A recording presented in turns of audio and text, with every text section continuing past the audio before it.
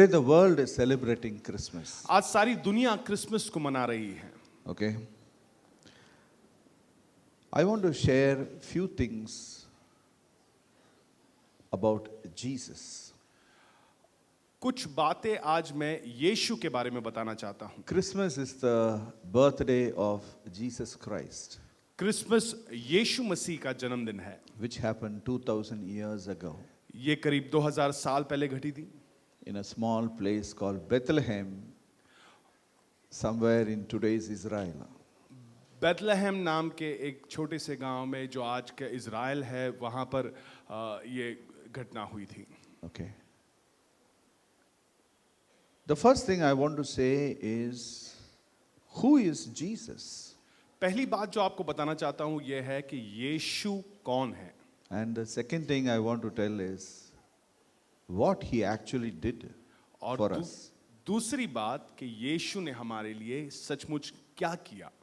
Because we should know these two things क्योंकि about Jesus, so that even our lives are impacted by what happened 2000 years before.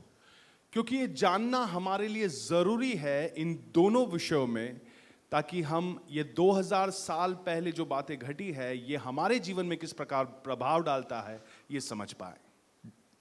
Who is Jesus? यीशु कौन है. Jesus was not born like any other human being. यीशु का जन्म किसी अन्य इंसान के समान उसी प्रक्रिया में नहीं हुई. Jesus is an avatar. यीशु जो है वो एक अवतार है. Now we human beings are born, we live, we educate ourselves, empower ourselves. We get married, build a house, bring our children up, get them married. By the time our time is up, so we go. That is the work of every human being. इंसानों के बीच में क्या होता है, हमारे बीच में ऐसा होता है कि हमारा जन्म होता है, हमारा शिक्षण होता है, हम सशक्त होते हैं और कुछ नौकरी पाते हैं, विवाह होता है, बच्चे होते हैं, उनकी पढ़ाई होती है, फिर उनका वो बड़े हो जाते हैं, उनका विवाह होता है और कुछ समय के बाद हमारा समय खत्म होता है, फिर हम निकल पड़ते हैं. We live for ourselves. हम केवल अपने आप के लिए जी रहे हैं. But who is an avatar? He is not born to live for him. He has something to give everybody else around him.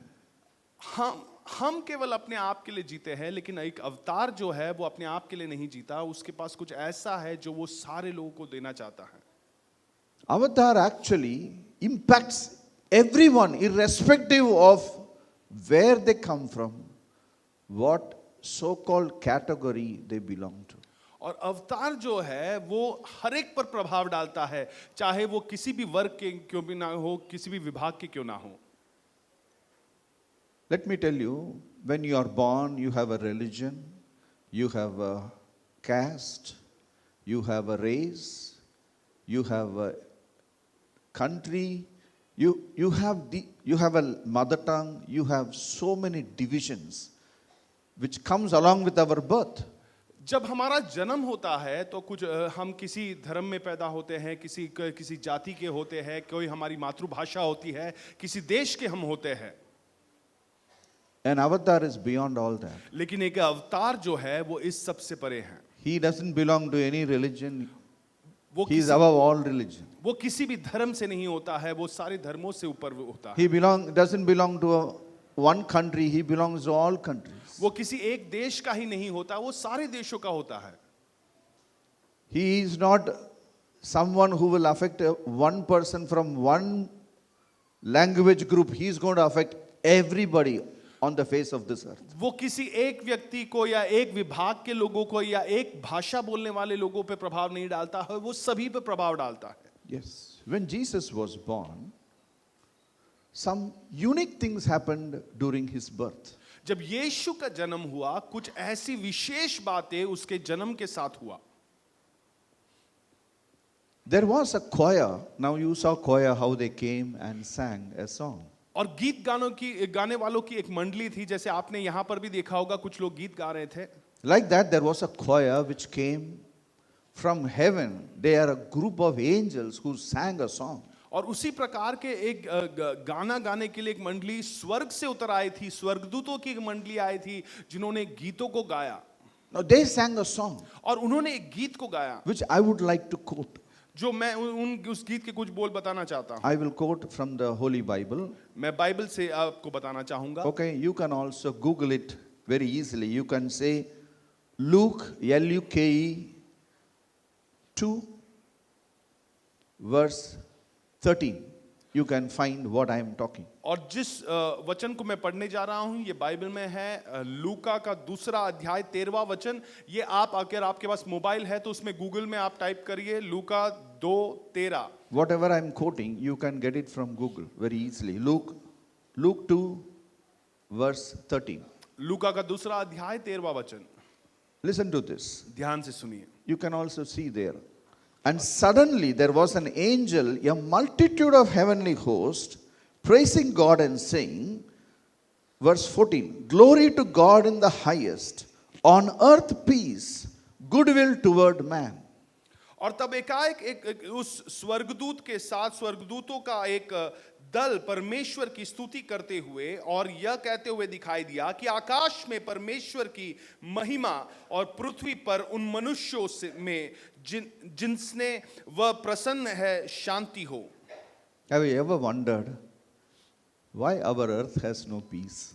क्या आपने कभी यह सोचा है कि हमारे पृथ्वी पर इतना शांति कम क्यों है? But we should know Jesus was born to create peace on earth. लेकिन हमें जानना है कि यीशु का जन्म इसीलिए हुआ था ताकि वो इस पृथ्वी पर शांति लेकर आए। But let me tell you, before touching the earth, he want to touch you with his peace. और सारी पहले वो आपको छूना चाहता है अपनी शांति को लेकर। We should be not only lovers of peace, we should also be a person of peace. हमें केवल शांति से प्रेम नहीं करना है बल्कि एक ऐसा व्यक्ति बनना है जो शांति लिए चलता है। Before creating peace in your family, you need to be a peaceful person, peaceful person on your inside. अपने परिवार में शांति को लाने से पहले ये जरूरी है कि आप स्वयं शांति प्रिय व्यक्ति बने। That's what Jesus was born for. Jesus was born on this earth so that he can give peace to all people. और यीशु का जन्म इसी कारण हुआ था ताकि वो सभी को शांति दे सके। Jesus was not born to create a religion. यीशु का जन्म किसी धर्म की स्थापना करने के लिए नहीं हुई थी। In fact, he was born to bless every human being on this earth. लेकिन सच बात यह है कि वो यीशु का जन्म इसीलिए हुआ ताकि हर एक इंसान जो इस पृथ्वी पर है उसे आशीष दे। Now I will tell you what he did for you. अब मैं आपको बताऊंगा कि यीशु ने आपके लिए क्या किया। So we should always understand the birth of Jesus Christ was so very unique in the history of humanity. हमें इस बात को समझना है कि यीशु का जन्म सारी इंसानियत के इतिहास में इतना विशेष क्यों था? Because we all were born to a father and a mother. क्योंकि हम सभी का जो जन्म है एक माता और एक पिता के बीच में हुआ है। That's why we are all human beings. और इसी कारण हम सब इंसान कहलाते हैं। Jesus Christ was born to a mother who was a virgin at the time of birth. यीशु का जन्म जब हुआ तो उसका जन्म ऐसी एक स्त्री से हुआ जो कन्या थी जब वो उसका जन्म हुआ। Please understand this. इस बात को आप समझे।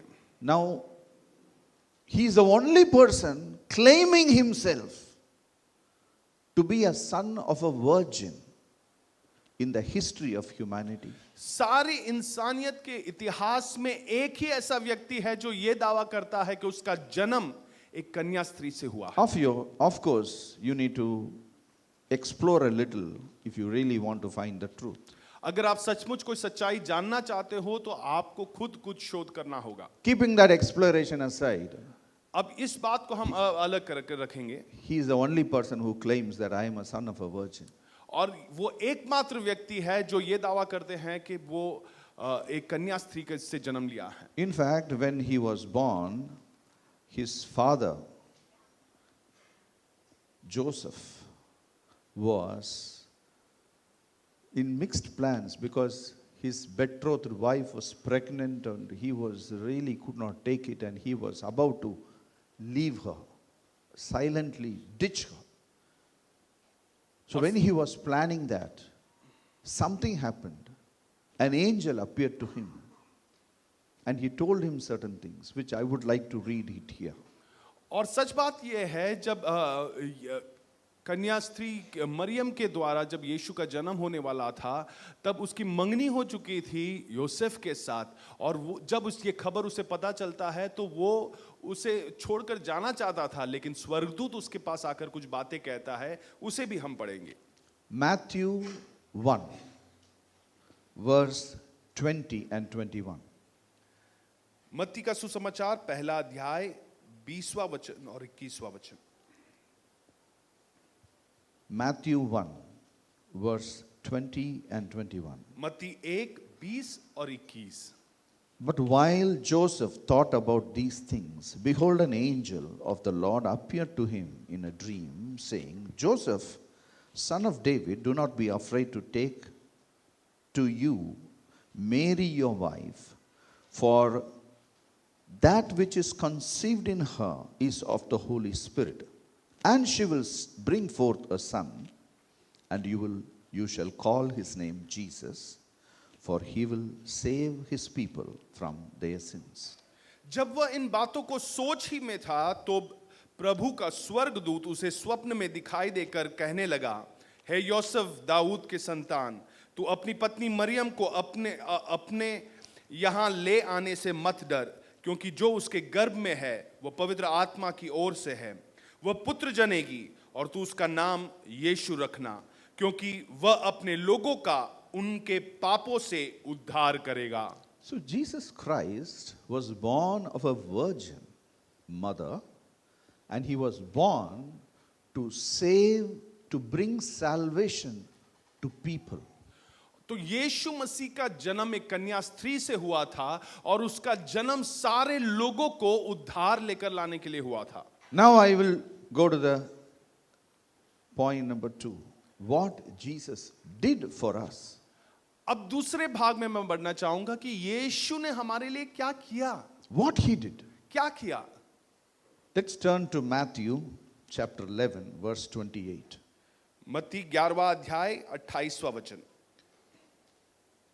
He said like this, और come to me, all who labor and are heavy laden, and I will give you rest. तो यीशु ने कहा कि है सब परिश्रम करने वालों और बोझ से दबे लोगों, मेरे पास आओ, मैं तुम्हें विश्राम दूंगा। Now, people who labor and people who are heavy laden, और जो who are they? परिश्रम करने वाले लोग हैं, जो बोझ से दबे हुए लोग हैं, ऐसे कौन लोग हैं?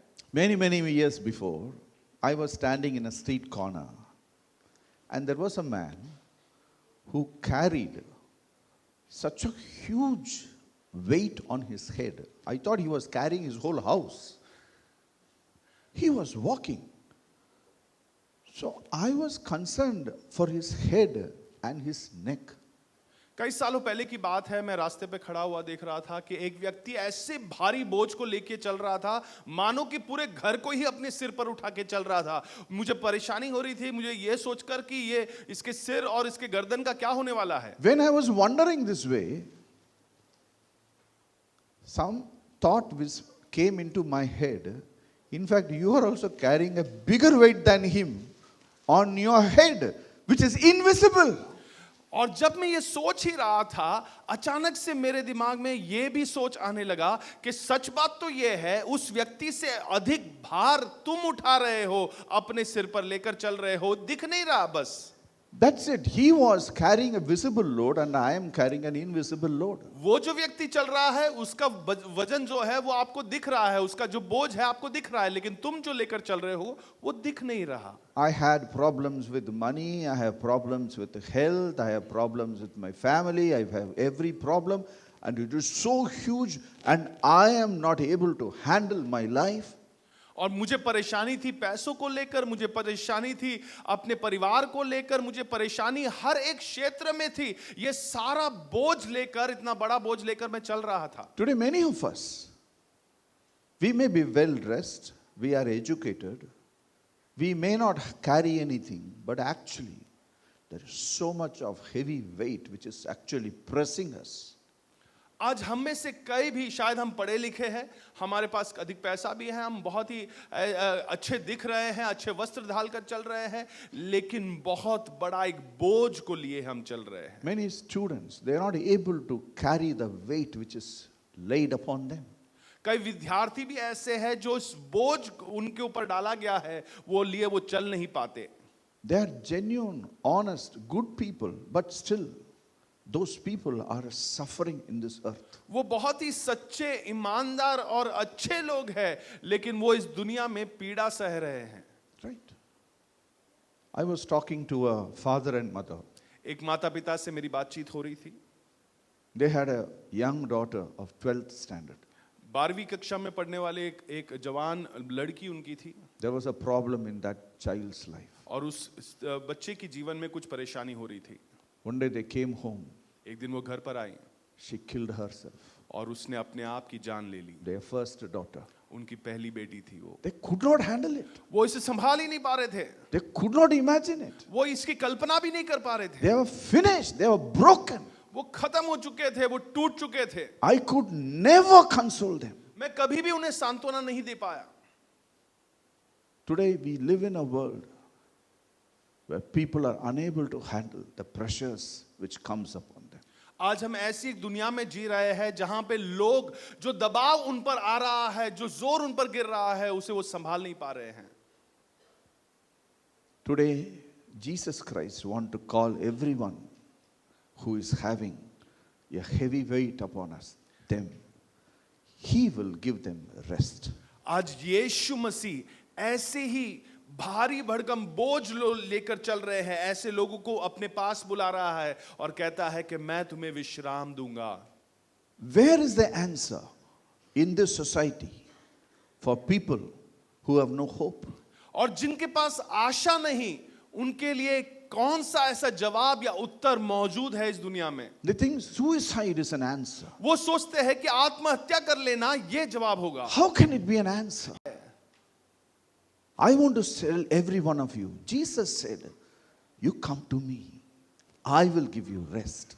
मैं आप सभी को कहना चाहता हूं कि यीशु ने ये कहा कि तुम मेरे पास आओ और मैं तुम्हें विश्राम दूंगा. He said, come to me, all you labor and heavy laden, I will give you rest. यीशु ने ऐसे कहा कि सब परिश्रम करने वालों और बोझ से दबे लोगों, मेरे पास आओ, मैं तुम्हें विश्राम दूंगा. Can we all read this? क्या हम सब साथ इसे पढ़ेंगे?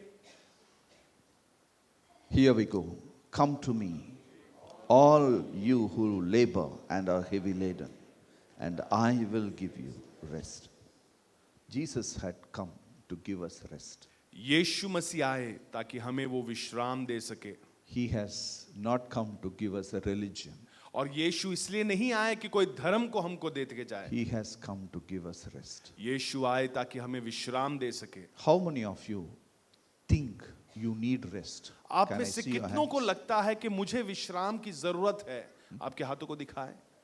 I tell you, the rest which you want, Jesus has come to give it to you. मैं आपसे कहना चाहूंगा कि जो विश्राम आप खोज रहे हो, उसे यीशु आए ताकि वो विश्राम को आपको दे सके. But there is one more thing he has said, which लेकिन comes along with this. इसके साथ ही साथ एक और बात यीशु ने कही थी. See the next word. अगले ही वचन को देखिए. Take my yoke upon you and learn from me. और मेरे जो अपने ऊपर उठा लो और मुझसे सीखो. Learn from Jesus. यीशु से सीखो. You should be willing. If you want rest, you should be willing to learn from him also. अगर आप विश्राम चाहते हो तो आप यीशु से इस बात को सीखें. He will teach you how to live life. वो आपको सिखाएंगे कि किस प्रकार जीवन बिताना है. See, I tell you, Jesus came from heaven on earth because heaven is interested on earth. और यीशु स्वर्ग से पृथ्वी पर आए क्योंकि स्वर्ग पृथ्वी पर रुचि रखता है. God is interested on earth. परमेश्वर जो पृथ्वी पर रुचि रख रहा है. Now, God is not interested in the properties and the land. He is interested in the people. और परमेश्वर को कोई जो यहाँ धन संपत्ति है उस पर उसकी रुचि नहीं है, बल्कि लोगों पर वो रुचि रखता है। I think he should teach us. मुझे लगता है कि वो हमें सिखाना I चाहिए। think we should allow him to teach us. मुझे लगता है कि हम उसे अनुमति दे कि He वो will, हमें सिखा he will सके। teach you about finance. वो आपको आर्थिक स्थिति के बारे में He सिखाएंगे, will teach you about love. वो आपको प्रेम के विषय सिखाएंगे, He will teach you about power.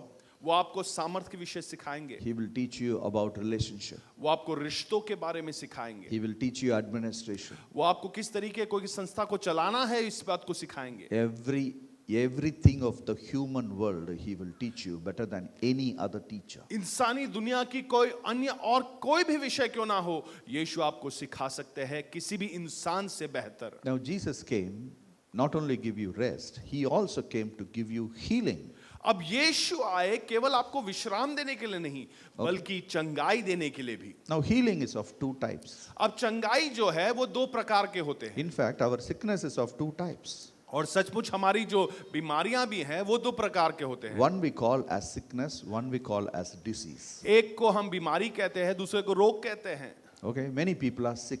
कई लोग बीमार हैं, Many people have allergy. कई लोगों को ऐसे कुछ एलर्जी है। There are so many problems of sickness and Jesus Christ can heal you. कई सारे प्रॉब्लम परेशानी उनके जीवन में आती है, लेकिन यीशु उन्हें चंगा कर सकता है। Yes, many sickness, doctor will say there is no hope. और कई बीमारी ऐसे हैं जब डॉक्टर आपको कहेंगे कि अब कोई आशा बची नहीं है, But Jesus Christ can heal you. लेकिन यीशु आपको चंगा कर सकता है। See, let us read one verse. एक वचन हम पढ़ेंगे, Matthew chapter 4 verse 23. मत्ती 4 उसका 23वां वचन। Can we read together? मत्ती Jesus 4 अध्याय went. 23वां वचन। Yeah, I will read it for you. Jesus went about all Galilee, teaching in their synagogues, preaching the gospel of the kingdom, and healing all kinds of sickness and all kinds of disease among the people. और यीशु सारे गलील में फिरता हुआ उनकी सभाओं में उपदेश करता हुआ और राज्य का सुसमाचार प्रचार करता और लोगों की हर प्रकार की बीमारियां और दुर्बलता को वो दूर करता रहा। He actually healed the sickness. Now, sickness starts with your mind. अब बीमारियां जो हैं वो आपके मन से शुरू होती हैं, Disease starts with your body. लेकिन जो रोग है वो आपके शरीर से शुरुआत होती है। Cancer is a sickness. और कैंसर जो है वो एक बीमारी है, Heart attack is a hectic sickness. और Heart हार्ट disease. अटैक हृदय रोग जो है ये एक बीमारी है, Okay, allergies are sickness. और जो एलर्जीज है ये सारी एक बीमारी है। Many of us, we have allergies. हम में से कईयों के जीवन में कुछ एलर्जी है। Jesus can heal your allergy. अब यीशु आपके एलर्जी को वो पूरी तरीके से चंगा He कर can सकता है, also heal your diseases. वो आपके रोगों को भी चंगा कर सकता है। Please understand. इस बात को समझे, Will Jesus heal me? क्या यीशु मुझे चंगा करेगा? Many people ask me this question. कई लोग मुझसे ये सवाल पूछते हैं, I have sickness. Will he heal me? मेरी ये बीमारी है, क्या वो मुझसे चंगा करेगा? He will heal you. वो जरूर चंगा करेगा, But you need to believe in that. लेकिन आपको उस पर विश्वास करना होगा। See, Jesus went to Galilee. People believed him. He healed everybody. अब यीशु गलील जो शहर में गए, वहां पर जब यीशु ने बातें की तो सारे लोगों ने विश्वास किया और सभी को उन्होंने चंगा किया। Then he went to his hometown. और फिर वो अपने ही गांव में गए। अपने गांव में हमको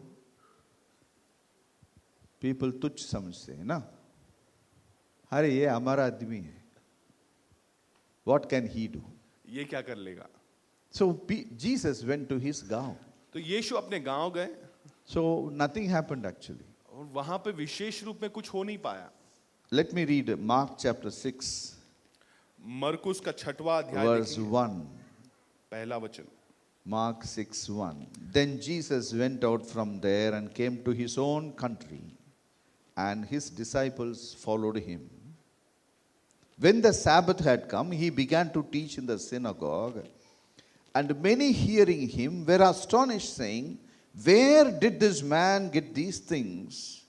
And what wisdom is this which is given to him, that such mighty works are performed by his hands?" Verse 3. Is this not the carpenter, the son of Mary, the brother of James, Joseph, Judas, and Simon? And are is not his sisters here with us? So they were offended at him. Verse 5. Jesus could do no mighty work there except that he laid his hands on a few people, sick people, and healed them. Verse 6, he marveled because of their unbelief. Then he went about the villages in a circuit teaching. See, he came to Nazareth. People could not believe him that he can do such things. So he could not do. यीशु नाजरत शहर में आए, उनके ही गांव में आए और वहां पर लोग कुछ भी उनकी बातों को मानने के लिए तैयार नहीं थे, विश्वास नहीं कर पाए, इसलिए यीशु कुछ वहां काम नहीं कर पा रहा था. Friends, Jesus can work only in a place where there is a trust and a belief upon him. और यीशु ऐसे ही जगह पे काम कर पाते हैं जहां पर एक भरोसा हो, एक विश्वास हो. I want to say this to you. Today Jesus can heal you. आज मैं आपसे कहना चाहता हूं कि यीशु आपको चंगा कर Even if you सकता are है. here with an impossible disease or things which the medical world is saying, okay, it cannot be healed. It can be healed. चाहे आप यहाँ पर हो, ऐसी एक बीमारी को लेकर जो मेडिकल दुनिया ने आपसे कह दिया है कि इसके कोई समाधान नहीं है, कोई उपचार नहीं है, यीशु आपको चंगा कर सकता है. Consider you are suffering with some pain in your body. मान Jesus लो can कि heal you. आपके शरीर में कुछ ऐसा दर्द है, यीशु आपको चंगा कर सकता है. Yes, Jesus has come to heal the sick people.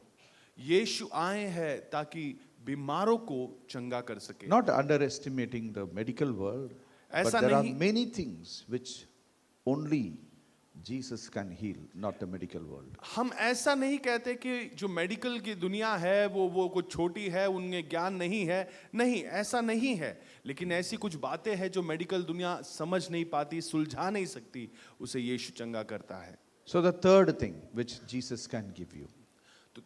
I am going to say three things which Jesus. First is rest, second is health, third is he can give you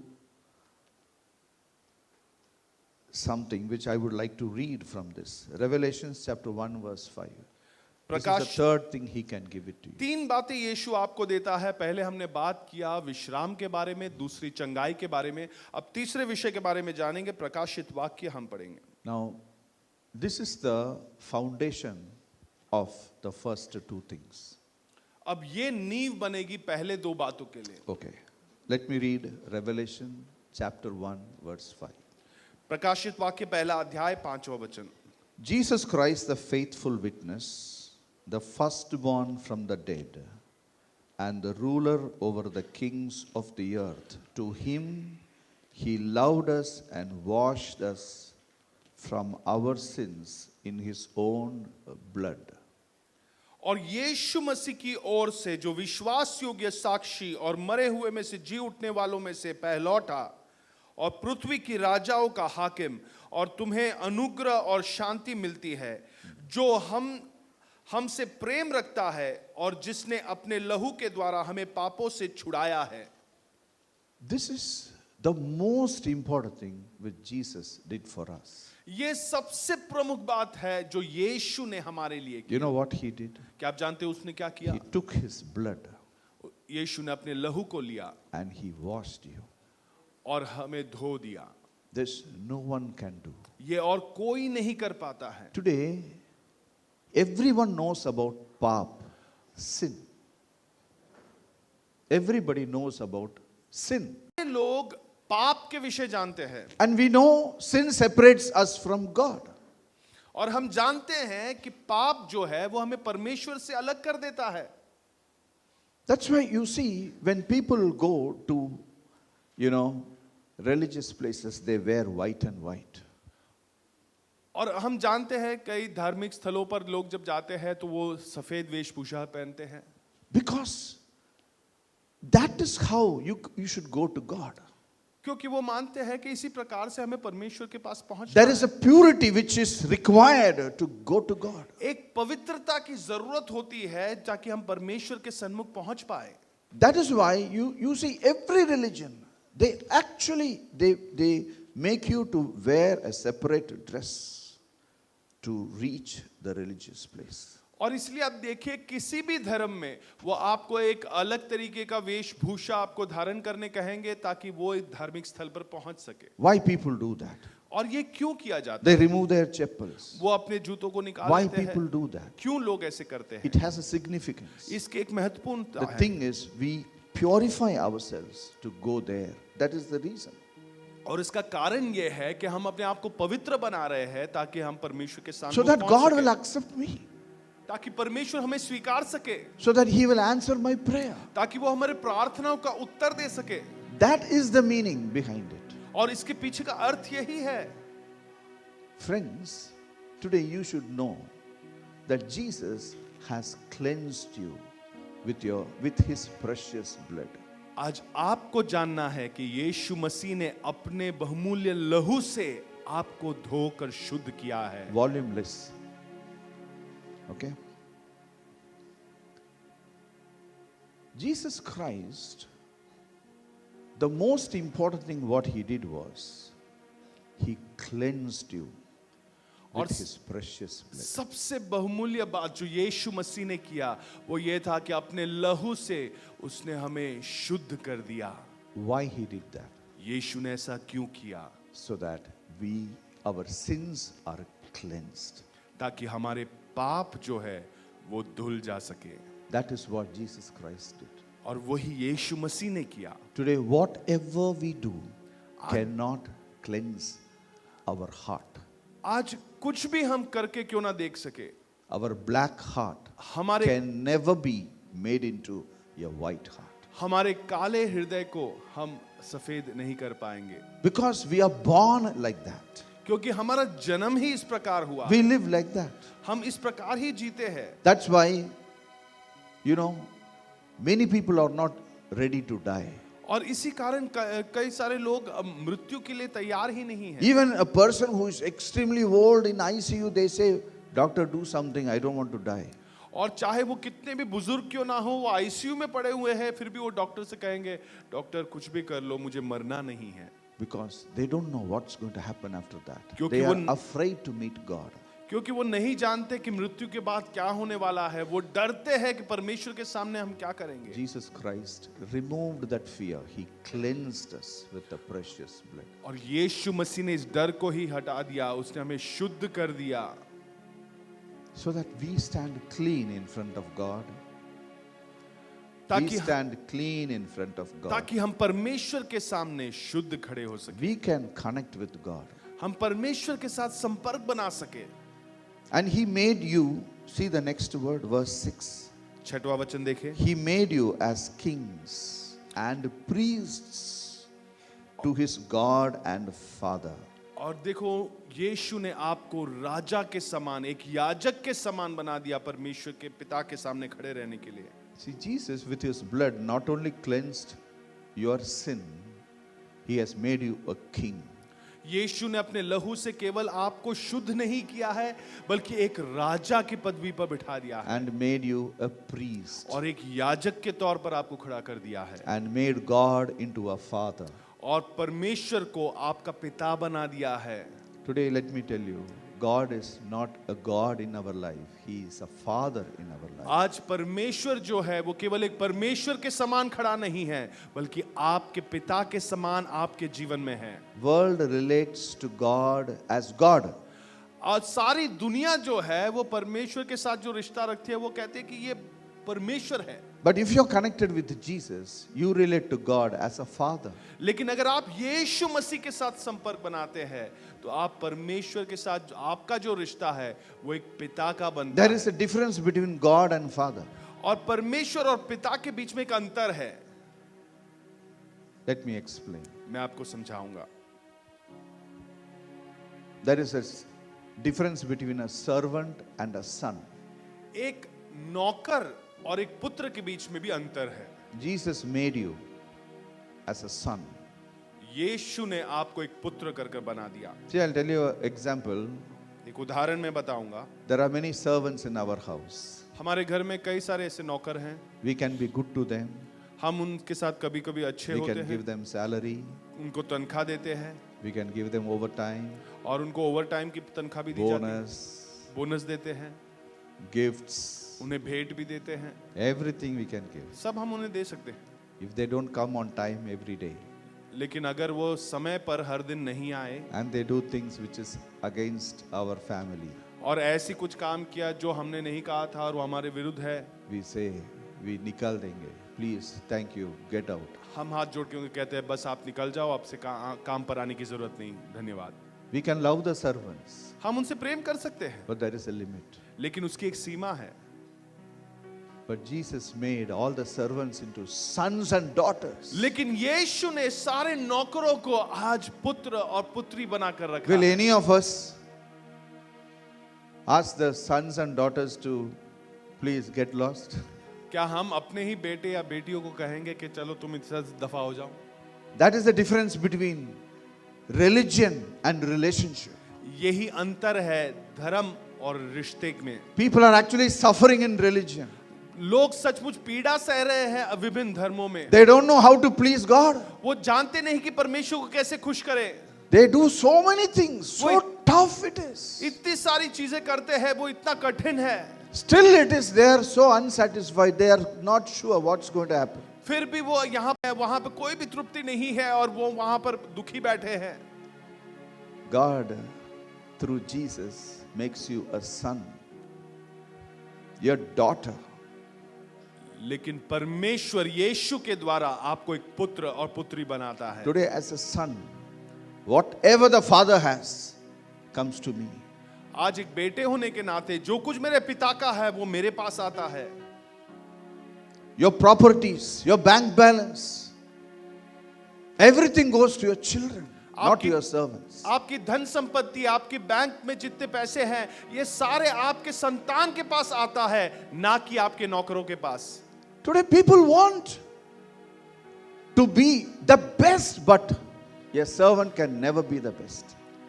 आज लोग बहुत ही उत्तम बनना चाहते हैं, लेकिन एक नौकर कभी भी सर्वश्रेष्ठ उत्तम नहीं बन पाता।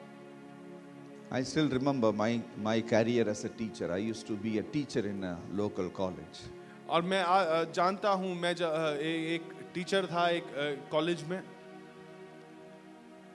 The students, they think twice before entering my room. विद्यार्थी जो थे वो दो बार सोचते थे मेरे कमरे में अंदर दाखिल होने से पहले। First, they will peep from that half door. They will peep whether sir is there or not. पहले वो जो आधा दरवाजा था वहां से वो ऐसे झांक कर देखते थे कहीं सर है कि नहीं। If I am writing something, they will say, "Hey, sir is busy. Come afterwards." वो अगर देखेंगे कि मैं कुछ लिख रहा हूँ, वो कहेंगे कि सर तो अभी बहुत बिजी है, बाद में आएंगे। In my house now, मेरे घर में it's complete another story. और यहाँ अलग ही एक स्टोरी है। I am reading something. मैं कुछ वहां पढ़ रहा हूँ, लिख रहा हूँ। I just close the door. मैंने अपने दरवाजा बंद रखा My है। son will enter. He will kick the door and enter. लेकिन मेरा बेटा दरवाजे पे लात मार के सीधा अंदर प्रवेश कर I'll लेता say, है। "Hey, Appa is reading. You cannot come quiet. I am requesting him to come quiet." मैं उससे बोलता कि मैं अभी पढ़ाई कर रहा हूँ, तुम चुपचाप नहीं आ सकते थे। मैं उससे निवेदन देता हूँ कि तुम चुपचाप क्यों नहीं आते। Your son has a privilege. एक बेटे का ये सौभाग्य होता है। What is the use of living all our life as a servant? ये क्या फायदा होगा अगर सारी आयु हमने एक नौकर के समान ही बिता दिया। We are born to be a son and a हमारा daughter. हमारा जन्म ही एक संतान के नाते हुआ है, एक पुत्र या पुत्री के नाते हुआ है। How happy you all will be when you know God himself is my father. कितने खुश हम सब होंगे जब आप जान लोगे कि परमेश्वर स्वयं ही आपका पिता है। No longer God is God in my life. God is a father in my life. अब He understands me. अब परमेश्वर कोई दूर परमेश्वर नहीं बना रहा है, बल्कि मेरे जीवन में मेरा पिता बन गया है। वो मुझे समझता है। I didn't try hard to make him understand my problem. No. He already understands what problem I go through. और मुझे इतना कठिन परिश्रम नहीं करना पड़ा कि वो मेरी परेशानियों को समझ पाए। वो पहले से ही मेरी बातों को, मेरी परेशानियों को पहचान पा रहा है। He's so close to us. वो हमसे इतना करीब हो जाता है। We can be happy. हम खुश रह पाते हैं।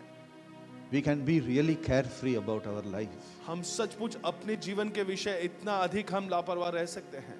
Today many of us cannot sleep properly. आज हम में से कई ठीक से सो भी नहीं पाते।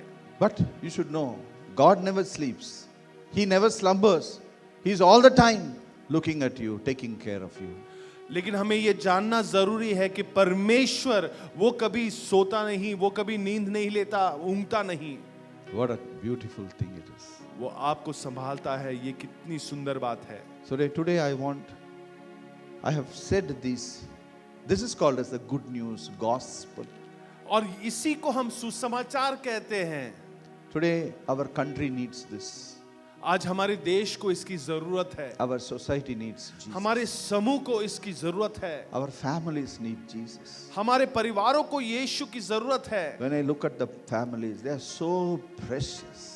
और जब मैं परिवारों को देखता हूँ वो इतने अधिक बहुमूल्य है। When I look at the husbands and the wives, they are so precious. उन पति पत्नियों को जब मैं देखता हूँ वो इतने बहुमूल्य है। But look at the problems the society has. लेकिन उन परेशानियों को देखिए जो समूह में है। Jesus can help every one of us. यीशु हमें से हर एक की मदद कर सकता है। He has no consideration of anything.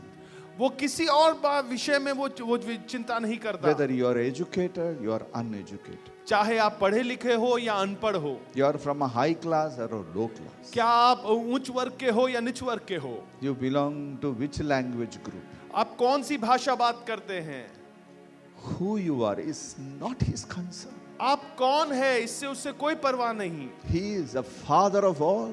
वो सभी का पिता है, He will take care of you. वो आपको संभालेगा, He will never leave you. वो कभी नहीं छोड़ेगा, He will never ever forsake you. वो कभी आपको त्यागेगा नहीं, He will stand with you. वो आपके साथ खड़ा होगा। What is the proof? What is the proof that he will stand with me all और ये the time? क्या सबूत है आप हमारे पास कि वो हमारे साथ खड़ा He रहेगा। died for you. उसने अपनी जान आपके He लिए, gave his life for you. अपनी जिंदगी आपके लिए दी। The greatest sacrifice सबसे बड़ा बलिदान he has done for every one of you. आप में से हर एक के लिए उसने दिया। He wants to connect to you. वो आपके साथ संपर्क बनाना चाहता And है। finally, और आखिरी बात, he wants to, he is knocking at the door of your heart.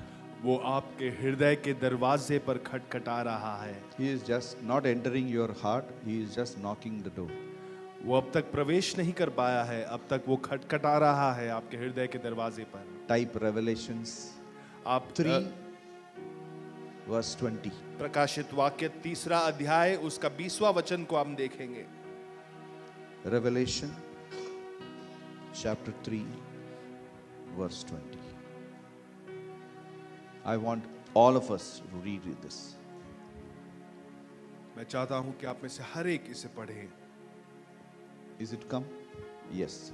Can we read it together? क्या हम इसे साथ पढ़ेंगे? Behold, I stand at the door and knock. If anyone hears my voice and opens the door, I will come into him and I will dine with him and he with me. See what Jesus is saying at the end. देखो यीशु आखिर में क्या कहता है। He is so gentle. वो इतना नम्र तरीके से आता He है। is not jabardast. वो कोई जबरदस्ती नहीं He करता, doesn't compel. वो कोई जोर जबरदस्ती नहीं करता। He never waited for you. He died and he went away. और वो आपकी राह देखे बैठा नहीं था, उसने अपनी जान दी और आपके लिए जिया। Today he is knocking at your door. आज आपके जीवन के दरवाजे पर वो It's not खटखटा your रहा door है। of your house. It's a Yeah. door of your heart. ये आपके घर के दरवाजे की बात नहीं कर रहा, बल्कि आपके हृदय की, आपके जीवन के दरवाजे के बारे में बात कर He is रहा है। knocking and knocking and knocking and knocking. वो खटखटा रहा है और बार बार वो If- राह देखकर खटखटा रहा है। If anyone अगर hears, कोई भी सुनेगा, anyone, कोई भी, there is no condition. और उसके पास कोई ऐसी कंडीशन नहीं बनाई है, If anyone hears the knock अगर कोई भी इस खटखटाने की आवाज को सुन लेगा and opens the door, और दरवाजे को खोलता है, he will come in. वो अंदर प्रवेश करेगा। Then he is very faithful. और फिर वो विश्वास योग्य He बनता will है, enter वो प्रवेश करता है and he will live with him. और वो आपके साथ रहता है। What is he will? It says he will dine with you. He will actually eat with you. और यहाँ पर लिखा है कि वो सचमुच आपके साथ बैठकर खाना खाएगा। We eat with whom? Not with strangers we eat. और वो हम पराये लोगों के साथ बैठकर नहीं खाते He हैं, eat with our family. वो हमारे परिवार के साथ हम जिएगा साथ में बैठ के खाते हैं. He will eat with you every day. और वो आपके साथ प्रतिदिन खाएगा. Huh? When you eat, you talk.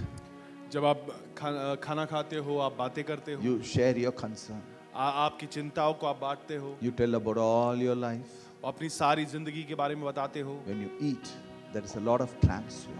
और जब आप खाते हो तो कई बातें हम ऐसे बांटते हैं. So when Jesus eats with you, he shares all your problem. You can share it with him. He will और give you जब- the solution. यीशु आपके साथ बैठकर खाते हैं तो आप अपनी सारी परेशानी उससे बांट सकते हैं और वो आपको सारी परेशानियों का सुझाव आपको बताएगा. Life is like a garden. हमारी जिंदगी एक बगीचे के समान है There is no push and pull. और यहाँ पे कोई जोर जबरदस्ती या धक्का मुक्की नहीं है. Every problem out. हर एक परेशानी बाहर. We are kings हम over every situation. हम हर एक परिस्थिति के ऊपर एक राजा के समान राज करते हैं. With this, I end my message. इससे मैं अपना संदेश खत्म करना चाहूंगा.